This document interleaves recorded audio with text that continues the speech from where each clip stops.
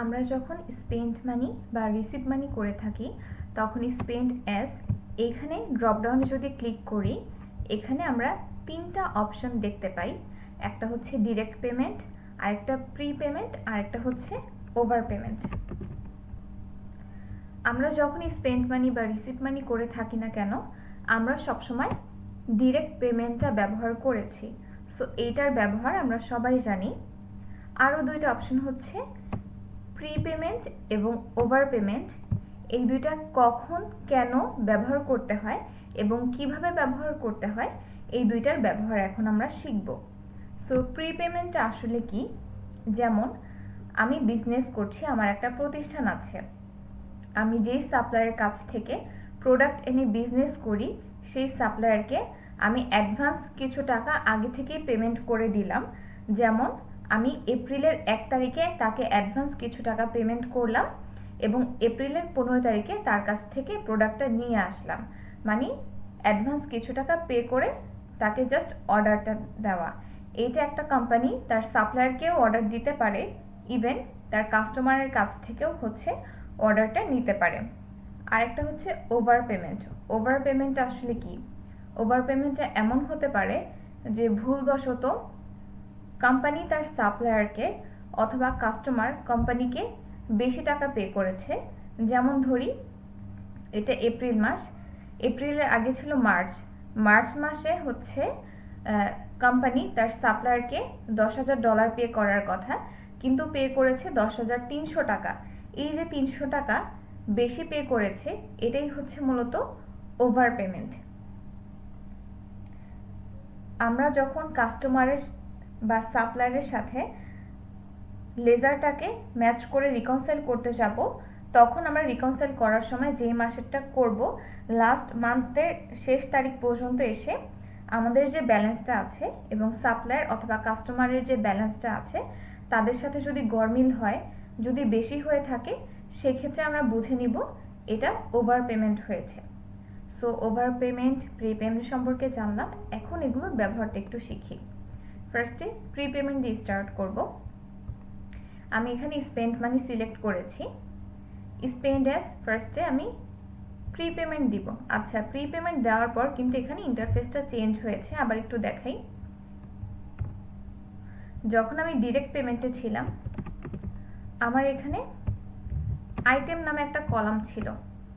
যখনই আমি pre payment click করব এই আইটেম কলামটা থাকবে না, তখন সবার প্রথমে ডেসক্রিপশনটা থাকবে। আমি এখানে ক্লিক করি প্রি পেমেন্ট, এই যে আমার আইটেম কলাম চলে গিয়েছে। এখানে ফার্স্টে আমি সাপ্লায়ারের নাম দিব, আমি কোন সাপ্লায়ারকে অ্যাডভান্স পেমেন্ট করছি। তো আমি একটা সাপ্লায়ারের নাম সিলেক্ট করি, যেমন পেট্রিক মেলন, তাকে দিয়েছি। কোন ডেটে দিয়েছি? আমি ধরে নিলাম এপ্রিলের 1 তারিখে দিয়েছি। রেফারেন্স নাম্বারটা অপশনাল, দিতেও হবে, আবার না দিলেও কোনো সমস্যা নেই, ইটস অপশনাল। এখানে ডেসক্রিপশন ধরে নিলাম পেট্রিক মেলন এই সাপ্লায়ারকে আমি ল্যাপটপের জন্য অ্যাডভান্স পেমেন্ট করছি, তাহলে এটা আমি লিখতে পারি advance payment for laptop purchase.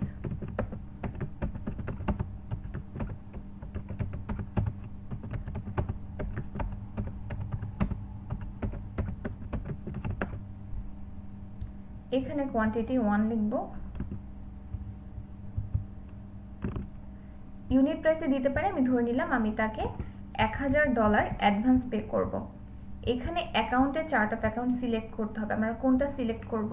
এটা যেহেতু আমি প্রি পেমেন্ট করছি, প্রি পেমেন্ট নামে আমার একটা চার্ট অফ অ্যাকাউন্ট আছে, সেটা আমি সিলেক্ট করব। Pre payment. এখানে tax rate no VAT. So ফার্স্টে কি দিলাম? সাপ্লায়ারের নাম দিয়েছি, ডেট দিয়েছি, ডেসক্রিপশন দিয়েছি, ইউনিট প্রাইস দিয়েছি এবং চার্ট অফ অ্যাকাউন্ট দিয়েছি প্রি পেমেন্ট। এখন আমার কাজ হচ্ছে এটা আমি সেভ করে দিব।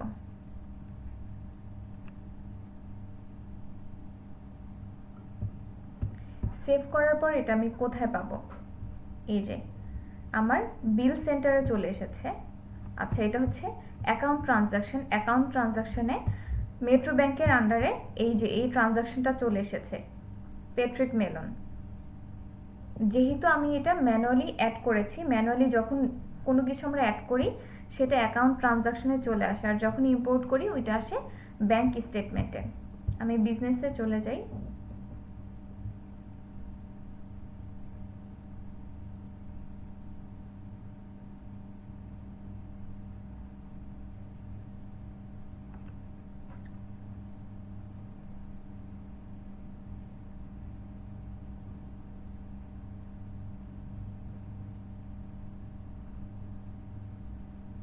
আচ্ছা, অনেক সময় লোড হতে একটু সময় নেয়, সো এখানে লোড হতে একটু টাইম নিচ্ছে। এই যে এটা হচ্ছে স্ট্যাটাস হচ্ছে অ্যাওয়েটিং পেমেন্ট, এটা হচ্ছে আমার বিল সেন্টারে চলে এসেছে।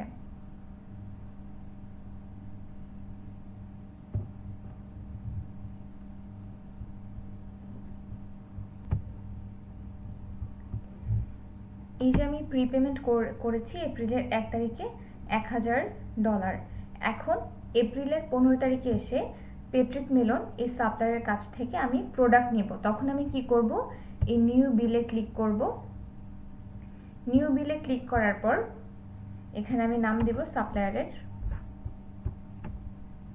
কোন ডেটে নিব, আমি এপ্রিলের 15 তারিখে নিব। এখানে একটা ডিউ ডেট দিয়ে দিই। এখানে আমি যদি একটু মনে করি আমরা অ্যাডভান্স পে করেছিলাম ল্যাপটপের জন্য, সো এই রিলেটেড আমি প্রোডাক্ট সিলেক্ট করি। লিনোভো, আরেকটা সিলেক্ট করি HP এলিটবুক। ধরে নিচ্ছি এটা হচ্ছে আমি নিয়েছি 5টা এবং HP এলিট আমি নিয়েছি 10টা। এটা অ্যাকাউন্ট অটো ইনভেন্টরি চলে এসেছে। এখানে ট্যাক্স রেট দিব, আমি ধরে নিচ্ছি এখানে ট্যাক্স রেট 20%। ইউকেতে মোস্ট অফ দ্য ক্ষেত্রেই হচ্ছে ট্যাক্স রেট 20% হয়ে থাকে। সো আমি করলাম সব কিছু দেওয়ার পর এখানে যে অ্যামাউন্টটা আছে এটা আমার কাজ হচ্ছে এখানে কপি করে দিব। এটা আপনারা খেয়াল করবেন, ইনভয়েসের ক্ষেত্রে কিন্তু করতে হয় না, যখনই কোনো বিল করবেন এই টোটাল অ্যামাউন্টটা এই টোটালের উপরে টোটালের কলামে হচ্ছে কপি করে ম্যানুয়ালি দিতে হবে পেস্ট করে। এখন আমি অ্যাপ্রুভ করলাম।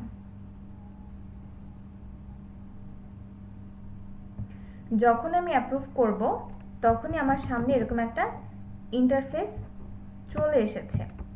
এটা কেন চলে এসেছে, আমি একটা প্রি পেমেন্ট করেছিলাম। Patrick Mellon has 1000 in outstanding credit, would you like to allocate to this bill? আমি কি এই বিলের সাথে অ্যালোকেট করতে চাই? হ্যাঁ, আমি এই বিলের সাথেই অ্যালোকেট করব, কজ আমি এপ্রিলের 1 তারিখে তাকে $1000 অ্যাডভান্স দিয়েছি এবং এপ্রিলের 15 তারিখে এসে তার কাছ থেকে $3636 প্রোডাক্ট নিয়েছি। তো আমি যেহেতু আগেই 1000 টাকা তাকে অ্যাডভান্স পে করে দিয়েছি, তাই এটা আমি অ্যালোকেট করে দেখাবো। এর জন্য আমি অ্যালোকেটে ক্লিক করব। ক্লিক করার পর এইখানে যে অ্যামাউন্ট আছে 1000, চাইলে আমি এই অ্যামাউন্ট টু ক্রেডিট এখানে আমি $1000ও দেখাতে পারি, $100 দেখাতে পারি, 500, মানে আমি পার্শিয়ালিও দেখাতে পারবো, ফুল পেমেন্টও দেখাতে পারবো। সো আমি এখানে ফুল পেমেন্টটাই দেখাচ্ছি। দেওয়ার পর আমি জাস্ট অ্যালোকেট ক্রেডিটে ক্লিক করব। এই যে প্রিপেমেন্ট, আগে কিন্তু এই প্রিপেমেন্ট অপশনটা কিন্তু ছিল না। যখন আমি অ্যালোকেট করেছি আমার এই প্রিপেমেন্ট চলে এসেছে।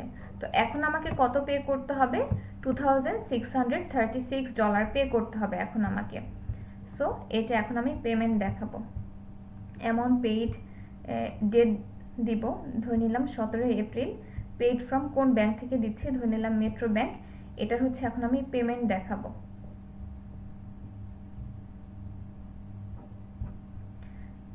অ্যাড পেমেন্টে ক্লিক করব।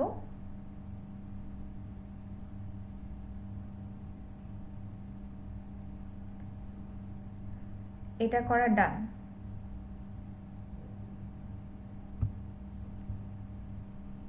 আমি পেইডে আসলে এটা দেখতে পারবো।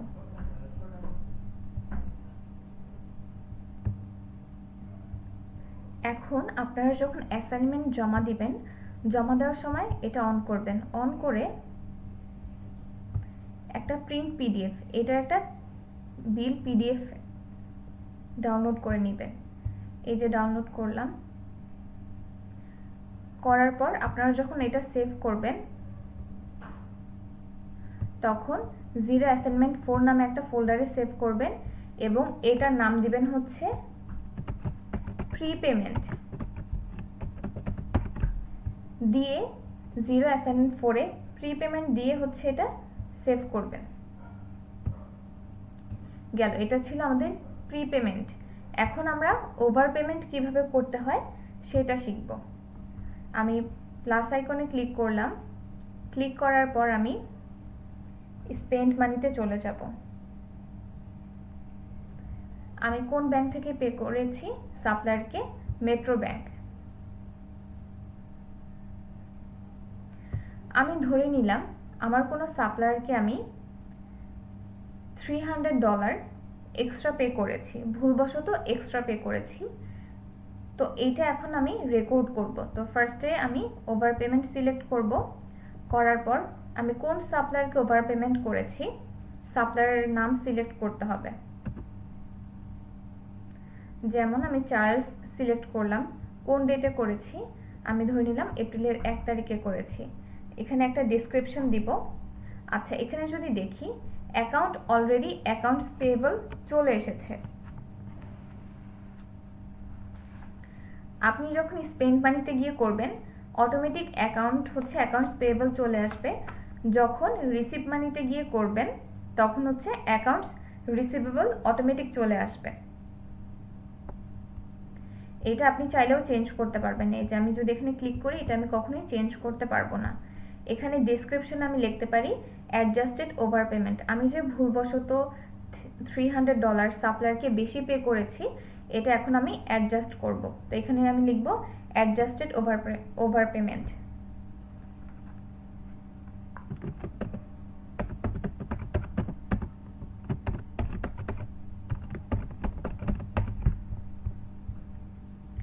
এখানে অ্যামাউন্ট আমি দিয়ে দিচ্ছি $300। এটা জাস্ট আমি এখন সেভ করে দিব। এখন এই যে আমি $300 চার্জকে বেশি পে করেছি এই সাপ্লায়ারকে, এখন এটা দুইভাবে হতে পারে। এক, আমাকে এই সাপ্লায়ার হচ্ছে টাকাটা রিটার্ন করে দিতে পারে, আর নাম্বার 2 হচ্ছে এর পরিবর্তে অন্য কোনো যখন প্রোডাক্ট পারচেস করব প্রোডাক্টের সাথে এই $300টা অ্যাডজাস্ট করে দিবে। নর্মালি এমন খুব কমই হয় যে টাকা ফেরত দিয়েছে, টাকাটা অ্যাডজাস্ট করে দেয়। তো এটা কিভাবে অ্যাডজাস্ট করতে হয় সেটা শিখব। যেমন আমি বিজনেসে চলে গেলাম, বিজনেসে এসে আমি বিলস টু পেতে চলে আসি।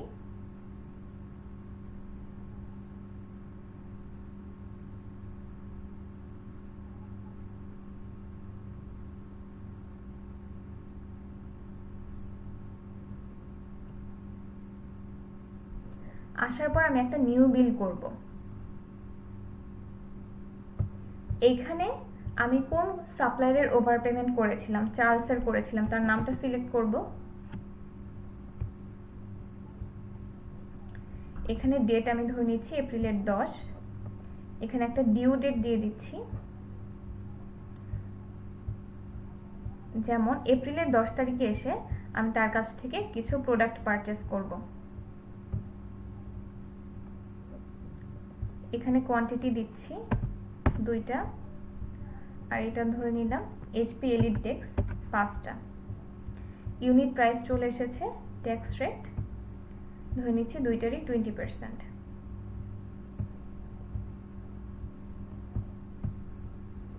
এখন এই টোটাল যে অ্যামাউন্ট আছে এটা আমি কপি করব, কপি করে এই টোটালের কলামে আমি বসিয়ে দিব।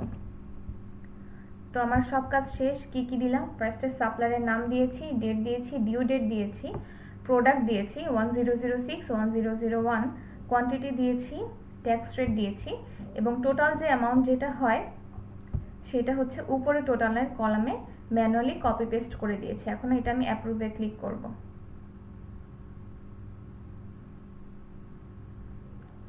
যখনই আমি অ্যাপ্রুভে ক্লিক করতে যাব তখনই আমার সামনে এমন একটা ইন্টারফেস চলে এসেছে, অ্যালোকেট আউটস্ট্যান্ডিং ক্রেডিট। বলছে আমি যে তার কাছ থেকে $300 পাই, এই চার্লস নামক সাপ্লায়ারকে যে আমি $300 এক্সট্রা পে করেছি, এটা কি আমি এখন এই মুহূর্তে যে বিলটা করছি চার্লসের, এই বিলের সাথে কি অ্যাডজাস্ট করতে চাই কি না। যদি অ্যাডজাস্ট করতে চাই সেক্ষেত্রে কি আমি অ্যালোকেট করব, যদি না করতে চাই স্কিপ করব। সো আমি এই মুহূর্তে অ্যালোকেট করতে চাচ্ছি, তখন আমি অ্যালোকেটে ক্লিক করব। ক্লিক করার পর এখানে আমি পার্শিয়ালি নিতে পারি, 100 নিতে পারি, 200 নিতে পারি। এখানে আমি পুরোটাই নিচ্ছি। এখন আমি অ্যালোকেট ক্রেডিটে ক্লিক করব। করার পর এই যে ওভার পেমেন্ট, এখানে ওভার পেমেন্ট নামে কিন্তু চলে এসেছে। আগেরটা এসেছিল প্রি পেমেন্ট ছিল, এটা হচ্ছে ওভার পেমেন্ট।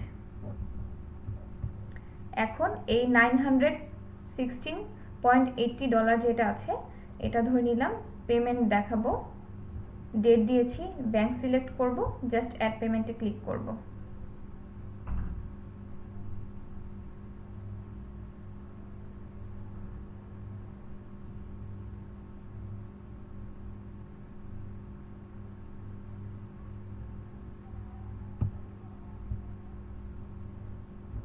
এই যে চার্লসের যে এই বিলটা আছে, এটা ওপেন করলাম। ওপেন করার পর এখানে এই যে প্রিন্ট পিডিএফে ক্লিক করবেন। ক্লিক করার পর এটার পিডিএফ ফাইলটা সেভ করবেন। এটার নাম দিবেন আপনারা ওভার পেমেন্ট।